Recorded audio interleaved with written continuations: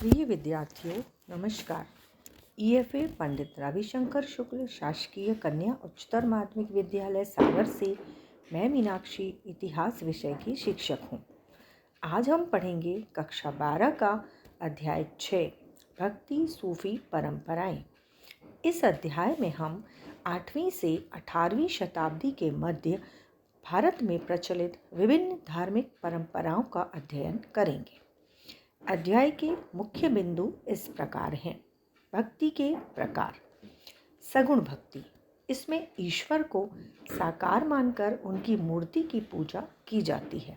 ईश्वर को प्रसन्न करने के लिए कर्म कांड किए जाते हैं।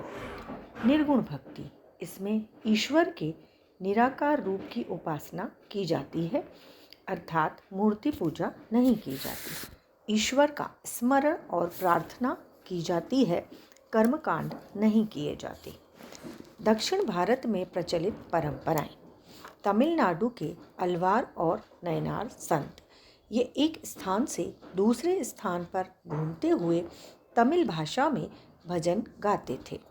अलवार विष्णु के उपासक थे एवं नयनार शिव के उपासक थे। प्रमुख ग्रंथ नलयिरा दिव्य प्रबंधम अलवार संतों का काव्य संकलन है, जिसे तमिल वेद माना जाता है। तवरम नयनार संतों के शिव भजनों का संकलन है। प्रमुख स्त्री संत अंडाल एक अलवार स्त्री संत थीं। इन्होंने स्वयं को विष्णु की प्रेयसी मानकर उनकी उपासना की।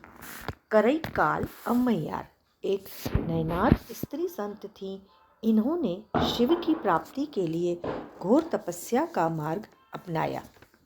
अलवार और नयनार संतों ने समाज में प्रचलित जाति प्रथा, ब्राह्मणों की प्रभुता का विरोध किया। कर्नाटक की वीरशैव परंपरा। इस परंपरा का प्रारंभ बासावन्ना नामक एक ब्राह्मण ने किया, जो कलचुरी राजा के दरबार में मंत्री थे। वीरशैव शब्द का अर्थ है शिव के वीर। इन्हें लिंगायत भी कहा जाता है, क्योंकि इस संप्रदाय के पुरुष शिवलिंग को एक चांदी के पिटारे में रखकर अपने बाएं कंधे पर धारण करते हैं। वीरशैवों ने जाति प्रथा एवं बाल विवाह का विरोध किया और वयस्क विवाह एवं विधवा विवाह को समर्थन दिया।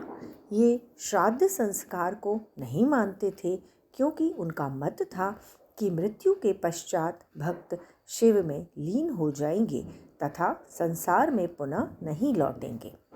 सूफी इस्लामिक परंपरा में कुछ आध्यात्मिक लोगों का रहस्यवाद और वैराग्य की ओर झुकाव बढ़ा। उन्हें सूफी कहा जाने लगा। ये सामान्यतः प्रचलित इस्लामिक परंपराओं को नहीं मानते थे। खानकाह सूफियों के निवास स्थान को खानकाह कहा जाता था। सिलसिला सिलसिला का शाब्दिक अर्थ है जंजीर, जो सूफियों और उनके शिष्यों के मध्य संबंध को प्रदर्शित करता है। सिलसिलों के नाम उनके प्रारंभ करने वाले सूफियों के नाम पर आधारित होते थे, जैसे चिश्ती सिलसिला एवं कादरी सिलसिला आदि। चिश्ती ईश्वर की उपासना जियारत एवं कव्वाली के माध्यम से करते थे। जियारत का अर्थ है सूफी संत की दरगाह पर जाना।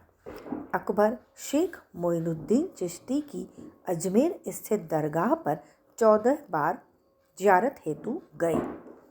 अब हम उत्तर भारत में प्रचलित 3 प्रमुख भक्ति संतों के विषय में जानेंगे। कबीर निर्गुण भक्ति परंपरा के संत थे। इनका जन्म वाराणसी में हुआ। इनके विचारों का संकलन बीजक, कबीर ग्रंथावली एवं आदि ग्रंथ साहिब में किया गया। कबीर की भाषा संत भाषा कहलाती है। इन्होंने अपनी बात समझाने के लिए उलटबांसी अर्थात उल्टी उक्तियों का प्रयोग किया। गुरु नानक भी निर्गुण भक्ति परंपरा के संत थे। इन्होंने भी कबीर की तरह बारी आडंबरों, यज्ञ, अनुष्ठान, मूर्ति पूजा, कठोर तप आदि का विरोध किया। इन्होंने ईश्वर उपासना का सरल मार्ग बताया निरंतर स्मरण व नाम का जाप। नानक ने सिख धर्म की स्थापना की। सिखों के प्रमुख ग्रंथ को आदि ग्रंथ या गुरबानी कहा जाता है। मीराबाई। मीराबाई मारवाड़ के मेड़ता जिले की एक राजपूत राजकुमारी थीं। इनका विवाह सिसोदिया कुल में हुआ था।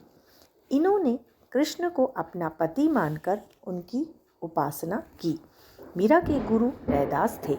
मीरा ने कृष्ण उपासना में कुछ भजनों कविताओं की रचना की। आशा करती हूँ आपको अध्याय को समझने में आसानी होगी।